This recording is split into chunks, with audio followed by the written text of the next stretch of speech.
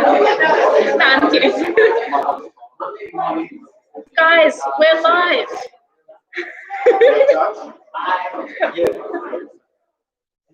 Shall we start? You guys, everyone happy to start? Okay, in the name of the Father, Son, and Holy Spirit, one God, Amen. So I've been asked to give a talk about Abraam, the Bishop of Fayoum and Giza. So should probably only take half an hour, to be honest. I'll give you guys like a brief outline of what we'll do. So I'll give you sort of an introduction leading into his life. Then we'll go briefly through his life story. I have a map of Egypt because I've never been to Egypt, and it just helps clarify things for me.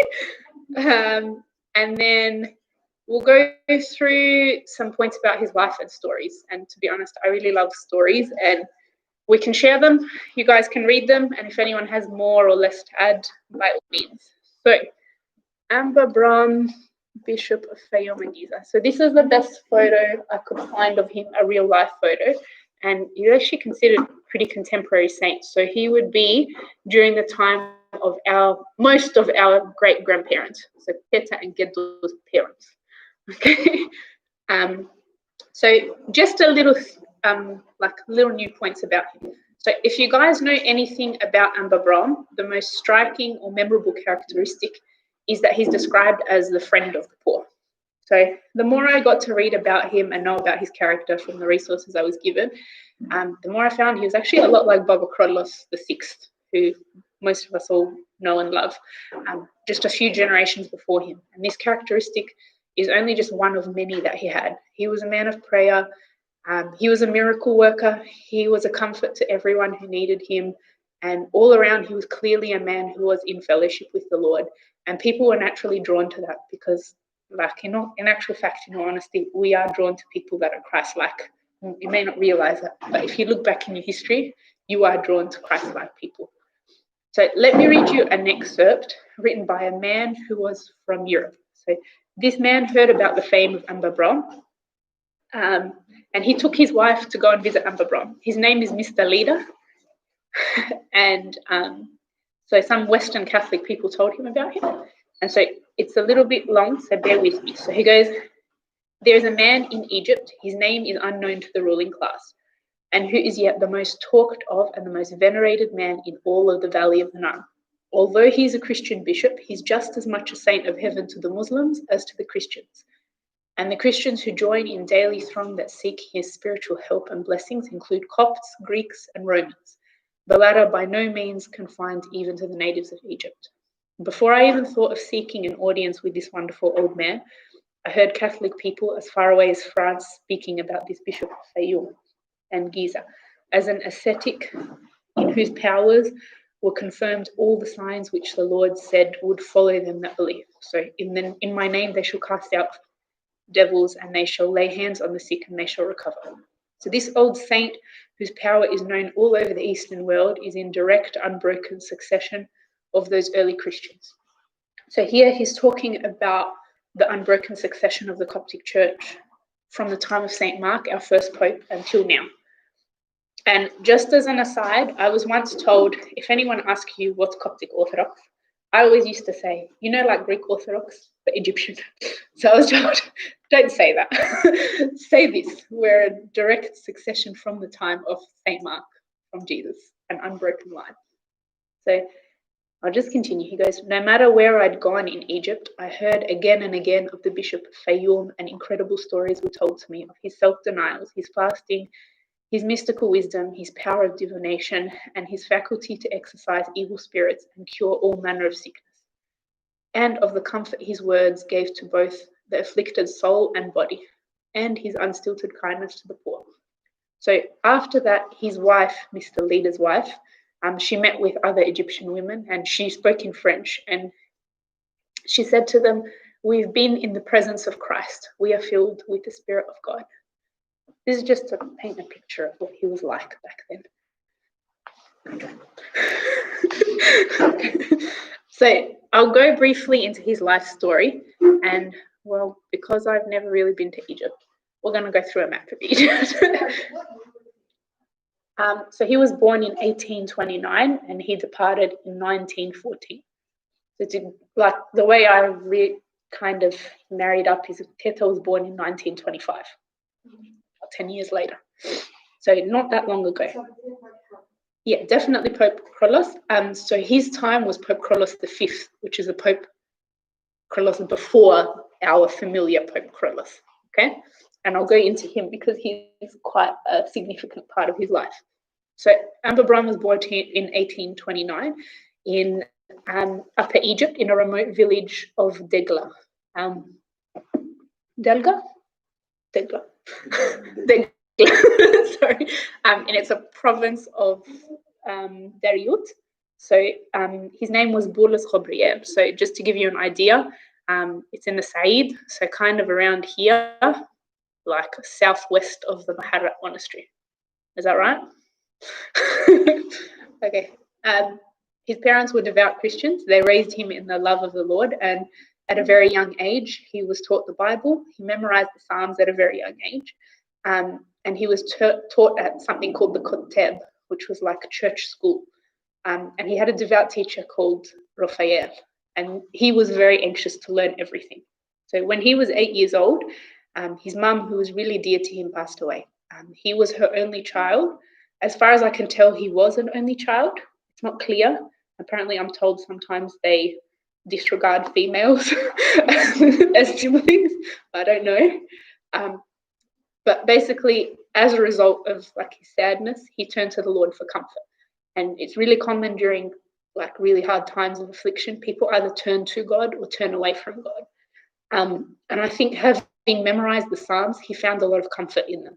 And like I'm reciting something everyone knows. There isn't anyone I've met who's used the Psalms in times of trial and have told me they haven't found comfort in them. So even if you memorize one Psalm, like it will come to you when you need it. So around the age of 15, he became pretty famous amongst his mates. And a priest recommended that he be ordained as a deacon when the bishop next came to visit. So he was ordained at 15 as a deacon. And I'm not sure at what point he decided to devote his life to God. So he was ordained a monk. Well, not ordained. He was chosen to be a monk by the age of 19. He went to the Maharat monastery, which is right here. So still the Said. This is the monastery where I think the Holy Family visited. Yeah. So yeah. It was in Asyut, and he was given the name Abu Nabulas al-Bahreki. So he obviously entered before the age of 19, but he was loved by all the monks, and they recommended him by the age of 19. Yeah. Yeah. So he was ordained by age of 19, and like he was known by all the monks that were there that he was patient. He was known for his patience, his self-control, his almsgiving, and he was very decent and loving to all of them. So there was a bishop of Menia at that time who was visiting the Maharat monastery. His name is Anba, and Menia is a little bit further up, I know, because that is where my husband's family is from. So he went and visited, and when he'd heard and got to know about Abraam, or Borna Borlis at the time, he asked him to come and serve at the bishop's residence. So when he was working as, you guys don't want to see that. Anyway, when he went to the bishop's residence, he basically turned it to like a safe haven for the poor. He welcomed everyone in. He worked day and night, and he spent 4 years in that bishop's residence in Menia. And then he asked to return to the monastery after 4 years, and he allowed him to return, the bishop, and by then he was 34 years old. So upon his return to the monastery, did I say he was ordained a priest before he returned? So, yeah, so there was a problem with the current father that was in charge of the Maharat monastery. So Abu Nabulas didn't get involved, but he was known not to get involved in any politics. But as a result, the monks of the monastery, who loved him then, chose him to be the new father in charge. So again, he was father in charge. He opened the monastery to the poor people. And he was he was also well versed in the Bible, and young men used to come and seek him to teach them. And so he was happy to teach them, and he was happy to share what he had. And in a short while, the monastery grew by 40 monks. So after 5 years in charge of the Mahabharat monastery, some of the monks started complaining to the Pope, or the acting Pope at the time, saying he was wasting the monastery's money, and they kicked him out. So he was 41 years old, and he got kicked out, and 4 of his disciples followed him out. And he didn't complain. He just went to the acting Pope and he said, what do I do? Where do I go? He sent him to St. Bishoy's monastery. So St. Bishoy's monastery, all the way up north, is in Wadi Natrun. So I'm told that's like the Western Desert. St. Bishoy's monastery is right there. He only spent a year there with those 4 disciples, and then after that went to the Baramoos monastery, which I think is named after St. Maximus Tomadius. So at the time, the Baramoos monastery, the leader of that monastery was someone called Father John, who later became Pope Carlos V. Okay, so he welcomed them openly. He was happy to offer them a place to stay in the monastery. And so him and the 4 monks were there. And aside from his regular devotion to prayer, studying the Bible, he opened his abode to anyone nearby. The poor people, including people called Arab Bedouins. I don't know if you guys have heard of them, but they're basically like Arab nomads. Is that right? They live in the desert. Yeah. They're poor. They're mostly Muslim. But anyone who came to him, he offered them what he had. And if he had nothing, he gave them his clothes. So about 1881, so the current metropolitan of Fayoum and Giza had passed away. Okay, and that was the time that Pope Carlos ordained him as Anba Abraam in his place. He was 52 years old when he was ordained Bishop of Fayoum and Giza. It's also worth mentioning that just leading up to him being ordained, those 4 monks that were with him were also ordained as bishops as well. They were ordained as bishops of Ethiopia. So I don't know if you guys know, but apparently the Ethiopian diocese or the Ethiopian church used to be part of the Coptic church up until the time of Baba Carlos, like our most recent Baba Carlos VI. It wasn't until his time that he allowed the Ethiopian church to have their own like autonomous decisions. So they say that apparently during the time of that Anba Abraam was Bishop of Fayoum and Giza, there was no one considered poor because he had basically had something to give to everyone. And Abuna Tadros Malatia writes, at the time, the diocese became a great line under the shadow of where both rich and poor sat with great delight. So even governors and rulers found comfort in his presence. And there's stories of governors and rulers going to visit him. I just won't go into it because there's too many stories. He spent 33 years as a bishop, and he spent his time in deep fellowship with the Lord, and anyone who met him, it was clear to them that he served with all his heart. He passed away on the 9th of June, which we commemorate, in 1914. He was sick in bed for about a month, and people gathered to take his blessings because they heard he was refusing to call a doctor, and he was heard saying, "I'm flying to the Lord Jesus." And apparently they say, like I've read somewhere, they say 25,000 people attended his funeral. Somewhere else it says 10,000. Either way, it's a huge and significant number. It was safe to say he was a man who was loved by many and he cared for many. And apparently so many people who attended his funeral had a personal story to tell about their dealing with Anba Abraam. He wasn't venerated as a saint until the time of Baba Carlos VI. In 1964, it marked the 50-year anniversary of his departure, and so the Council of Bishops decided that his name be added to the saints in the Holy Eucharist. So just go back to his picture. So just a few points about his life. Apparently he had a habit when anyone gave him a gift of anything. So like someone would give him a warm cloak, like they thought he was taben and old and cold, or give him an envelope with money or anything. He wouldn't look at what was given to him. He just put it under his pillow. And then anyone that came to him that wanted anything, he'd just reach under his pillow and give them whatever he had. Like, didn't question anything. He was very simple. And he always had this mentality that God will always provide, to the point where, like, sometimes his diocese had no money and other priests would come to him and tell him, what are we going to do? How are we going to do this? He'll be like, the Lord will provide. So, yeah. Some other memorable things about Abraam: he never allowed anyone to kneel before him. So some of these people that would come and visit from Europe or things like that, like that guy, Mr. Leader, that I said at the beginning, he wanted to kneel before him.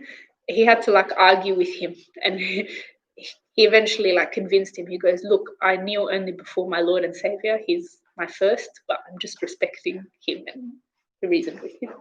So he never permitted a priest or a deacon to carry the Holy Bible when he was reading it. So I don't know if you guys notice, when a bishop comes, a deacon usually stands with the Bible like this in front of them, and they read it together. He never let anyone do that. He would go to the lectern like any other priest or deacon, and he absolutely didn't distinguish himself from the people, and never sat on like a special bishop chair or anything like that.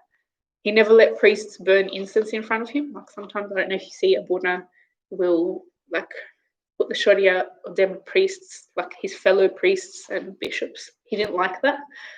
And apparently when Pope Carlos V wanted to give him the higher rank of metropolitan after he became bishop, he refused. He was like, no. Abraam didn't like the idea of being sought out by travellers for the purpose of venerating him. So if anyone, like any Western or anyone, came to see him because they were poor or sad, or they needed any sort of spiritual comfort or counsel, he was happy to see them. But if they wanted to come and venerate or worship or anything, he wouldn't see them. So does anyone have access to a Bible and happy to read? Hannah? Can you open Matthew 25, verse 34, if you have it?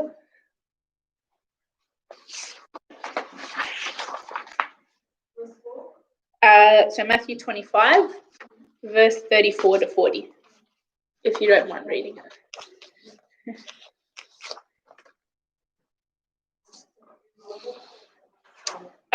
34 to 40. Yeah, if you don't mind. I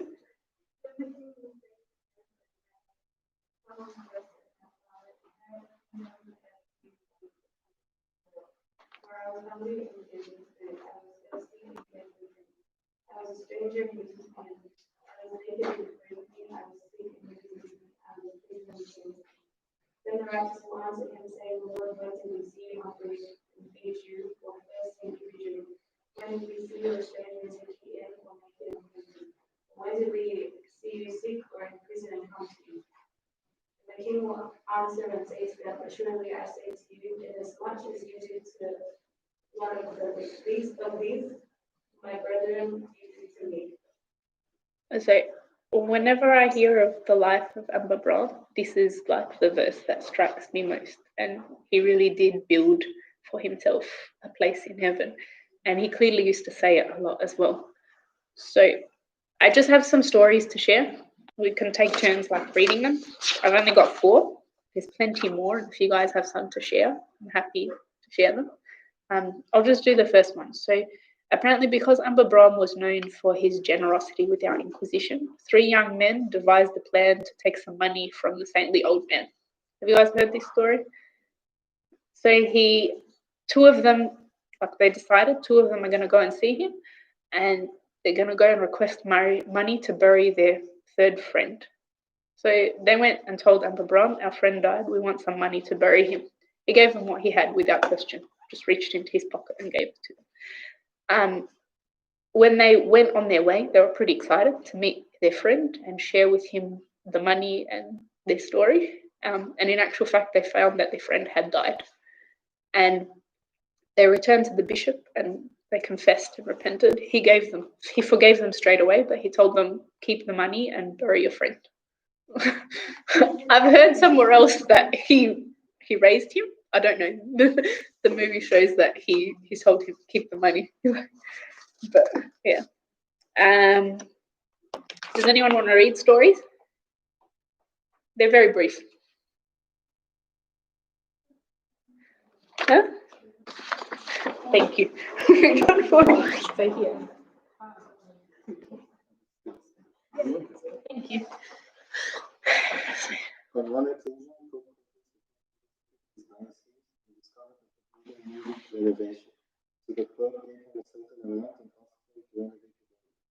After a few months, the Pope visited him but discovered that the building was still run down. He asked him what he did with the money. He answered very humbly, "Your Holiness has used it to build in heaven." So he used to say that line a lot, apparently. And it reminds me of actually today's readings. In Luke, it says, "Sell what you have and give alms. Provide for yourselves money bags which do not grow old, a treasure in the heavens that does not fail, where no thief approaches nor moth destroys. For where your treasure is, there your heart will be also." And clearly his treasure was in heaven. So, then I read another one.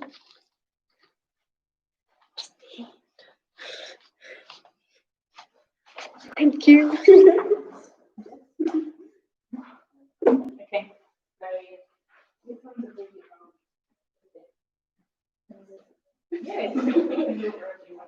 Yeah.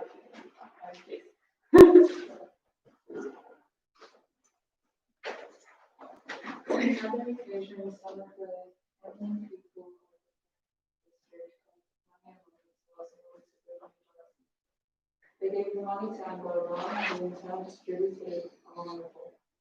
When they decided to start building and asked for the money, he simply replied that he could build a better one. The people were annoyed and reported him to Pope Carlos. Pope Carlos V. Yeah. Sorry. When Pope Carlos told him into his office to speak to him about the matter, he entered in his coat with what seemed to be a line. No one came in the coat. Although there was an actual fact, no line, but it was the light from the sun's rays, and from his old age, Abraam did not see them. When Pope Carlos V witnessed this, he was reminded of what a holy man Anba was, and instead of telling him off, he offered him more money and asked that he pray. He was a very simple man. And then, did you want to do one more? No pressure. Maria? Just that last one. Because he had a very simple furniture in the Georgy residence, a rich person once bought some nice new furniture to him, knowing that giving him the money to get furniture wouldn't work. Abraam waited until he furnished the residence and then he left, asked his servant to put the furniture into, and then when he left, he asked his servant to put the furniture into storage. A week later, a lady came to visit him saying that her daughter was engaged to be married and they had fallen on tough times and could not afford to furnish the house. Back then, the man bought the house and the woman bought the furniture. As a result, they would have to break off the engagement. He called his servant, had him give her the keys, and asked her to take whatever furniture she needed for the house, just like Christ who chose to become poor so that others could become rich.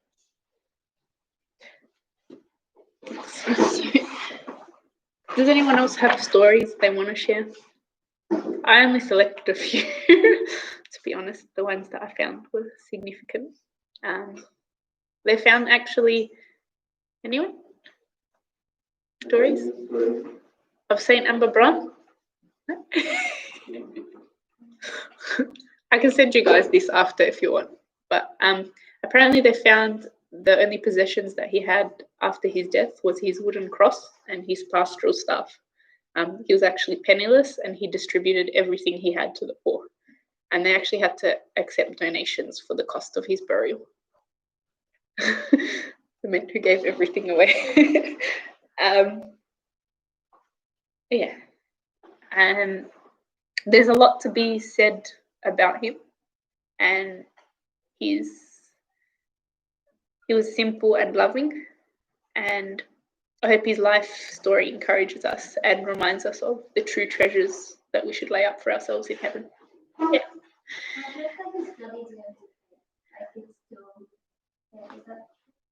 I don't know, to be honest. I'm not going to lie. I know Anba Shoy's has not decayed. Anba Shoy. Yeah.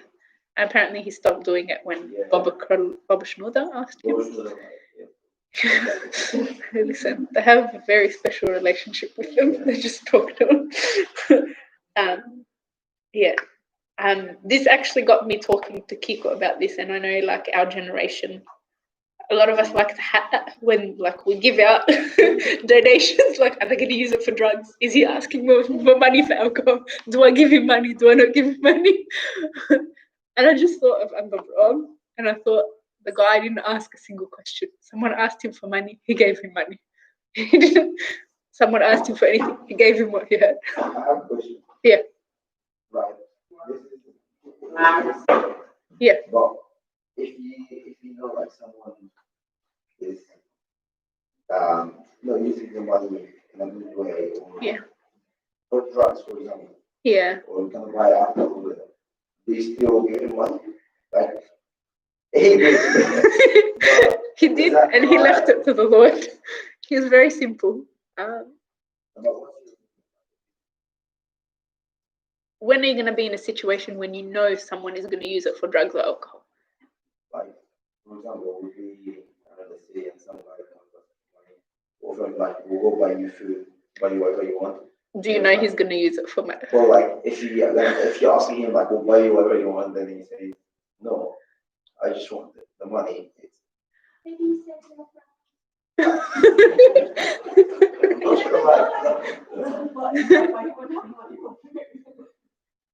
Look, I think God will accept whatever you give, like each to their own and what's in your heart. And I just thought of that. In Australia, I feel like it's not too hard. Like if someone asks you for something, if you have, I'm not saying I give straight away, and yes, it goes through my mind. Are they going to go and use it for drugs? Going to use it for alcohol? شكلهم كذا. But when I think of Abraam, I just think he wouldn't have questioned. If someone asked him, he would pray for them and give them what they needed. It's just his life as an example. And yes, he's a saint, but we're called to be saints. And a lot of the time, it's not until years after that these are recognized as saints. And there's a lot more going on. But I get your point, but I think there's no right answer. I don't know. I don't have an answer, to be honest. Yeah. It always comes up. Carlos is the same. Carlos likes to know where everything is going. Throwing my husband under the bus now. Well, look, I have to say, when I went to America and when I went to London, and there's like someone around every single corner asking for money, like مش هيكون في كيك. He had fellas. But here I feel like it's rare. Yeah.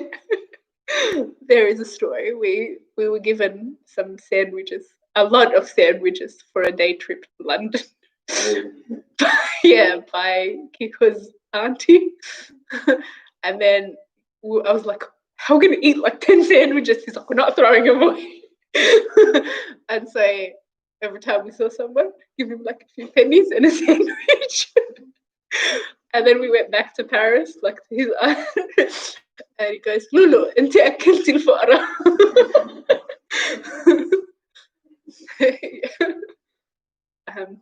But yeah, that's just but to be honest, I actually remember that, and I remember thinking, what are they going to do with the sandwiches? They're going to throw them. Some of them were like really grateful to have the sandwiches, to be honest.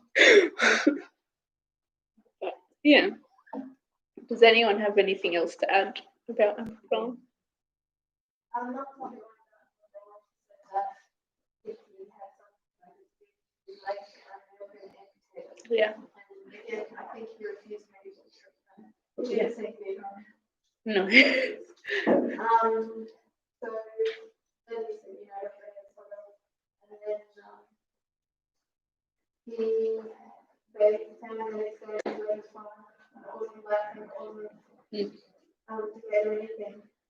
So then they asked him what happened, and it wasn't Pomodori at the time, it was Korea, and it was the one before Korea because that wasn't even Korea, it was one before.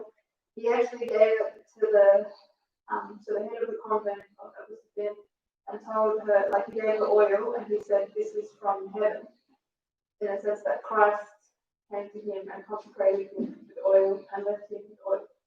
So the reason Pomodori found out about it is because when America was sick, she would be like really sick. She would say, hey, the zinc, it was the land, like, but when she was like 76, she would say, it was a thing, and then she asked me like why this particular oil, and then she told her. So then it was the same oil? Yeah, same oil. So Anba brought it. What? So Anba brought it.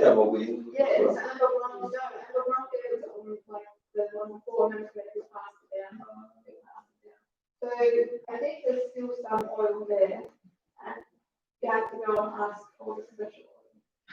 You gotta have it over.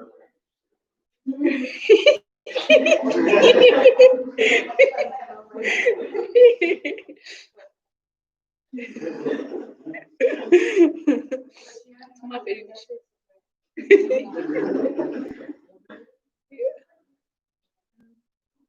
Yeah. Any questions? Anyone else want to add anything? Is there actually anyone live streaming? Look. Sorry guys, I feel bad, but like I'm here and I'm up there and it's a drainer. Oh, there's two people. I'm sorry. I'm horny. This is Anba Brown. This is Egypt. Yeah. I recently read the book of Pope Crodulus. There's one that was written by Father Dan Fanos, really recent. Lots of details about history and his life. And I found lots of very similar, like you can draw a lot of similarities from Baba Crodulus and Anba Brown. And a lot of them, you actually don't realize how much they were like hated by a lot of people and degraded. And yeah, and they got like a lot of like attacks, and they just took it. And like God carrying his cross, I'm carrying my cross. And there was lots of blessings to come from it. But yeah. That's it, guys. I don't really know how to talk for an hour. Thank you. Does anyone know? I don't know how to cancel this. Stream. Got it. Are you sure you want to end? I'm sorry to you people at home.